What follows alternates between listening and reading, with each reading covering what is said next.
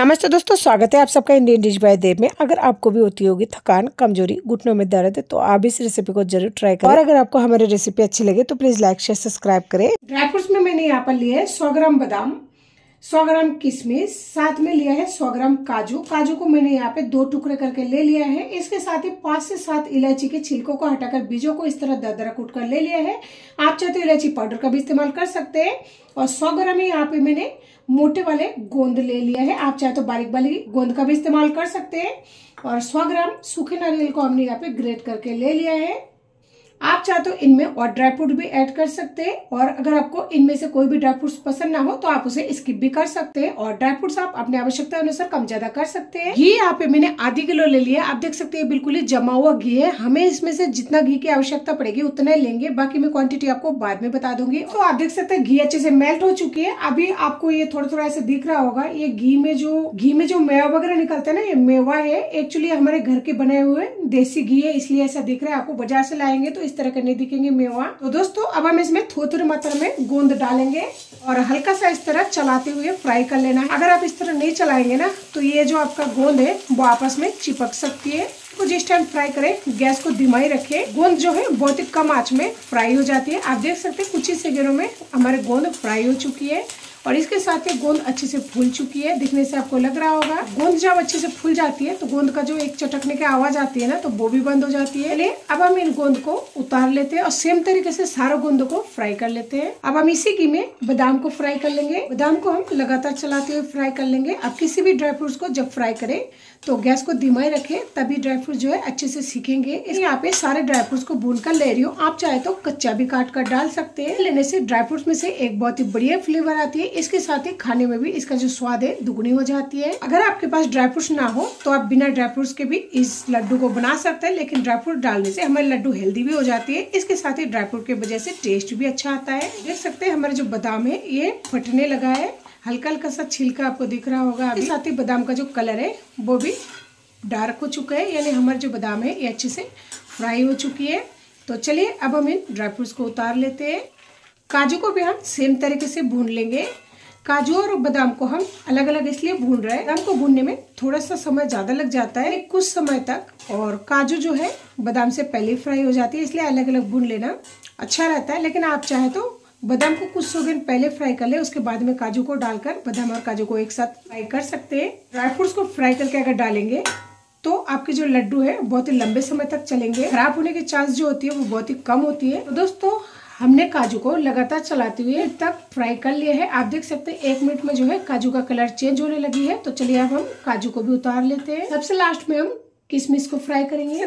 किशमिश को डालने के बाद में कुछ ही सेकंडों में जो है किशमिश का कलर चेंज होने लगी है। इसके साथ ही किशमिश फूलने भी लगी है। किशमिश बहुत ही जल्दी फ्राई हो जाती है, इसलिए किशमिश को अलग से फ्राई करके ले। किशमिश फूल चुकी है, यानी हमारी जो किशमिश है अच्छे से फ्राई हो चुकी है। तो चलिए अब हम किशमिश को भी उतार लेते हैं।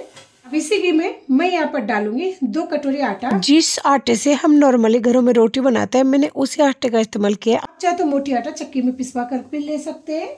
अब हम गैस को धीमा करके आटे को जो है लगातार चलाते हुए फ्राई कर लेंगे। तेज करके आटे को बिल्कुल ही फ्राई ना करें। अगर आप ऐसा करेंगे तो आटा जल जाएगा, लेकिन आपको लगेगा कि आपका जो आटा है वो अच्छे से फ्राई हो चुकी है। लेकिन आटा जलने की वजह से लड्डू का जो टेस्ट है वो कड़वी भी हो सकती है। इसके साथ ही खराब होने की भी संभावना रह जाती है।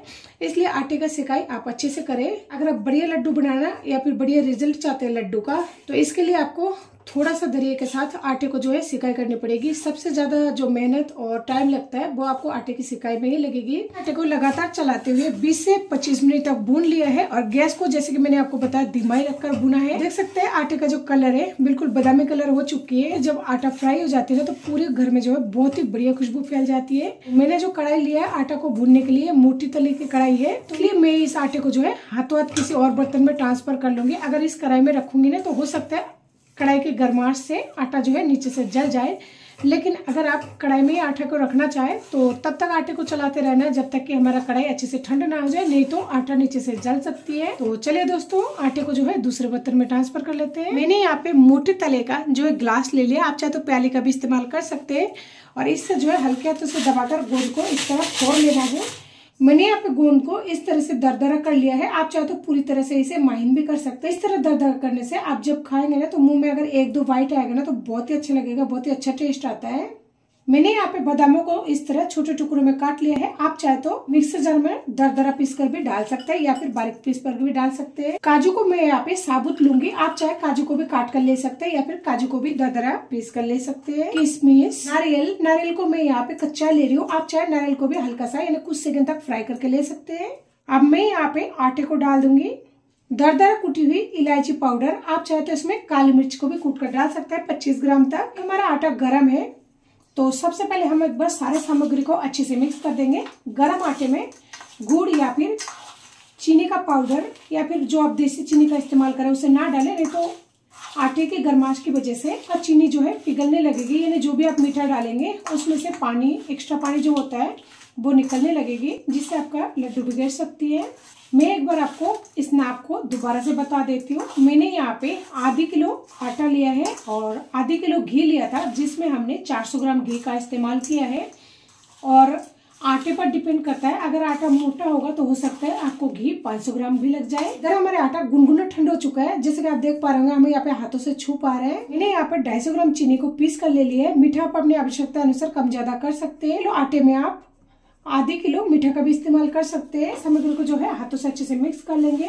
आप चीनी की जगह पे गुड़ का भी इस्तेमाल कर सकते हैं या फिर बूरा का, यानी जिसे देसी चीनी भी बोलते हैं। लेकिन दोस्तों मैं यहाँ पे थोड़ा सा कम मीठे का इस्तेमाल करती हूँ, क्योंकि मुझे इतना ज्यादा मीठा जो है पसंद नहीं है। लेकिन अगर परफेक्ट नाप अगर चाहते हैं तो इसके लिए 500 ग्राम आटे में आप 400 ग्राम मीठा का इस्तेमाल कर सकते हैं। सामग्री को हमने जो है अच्छे से मिक्स कर लिया है। अब आप जितने बड़े साइज के लड्डू बनाना चाहते हैं तो उतने बड़े साइज का लड्डू बना ले। मैं यहाँ पे मीडियम साइज के लड्डू बनाने वाली हूँ, तो हल्के हाथों से आप इस तरह से करेंगे तो आसानी से जो है लड्डू बनाकर तैयार हो जाती है। आप देख सकते हैं, देखते देखते हमारे लड्डू बिल्कुल बनकर रेडी हो चुकी है।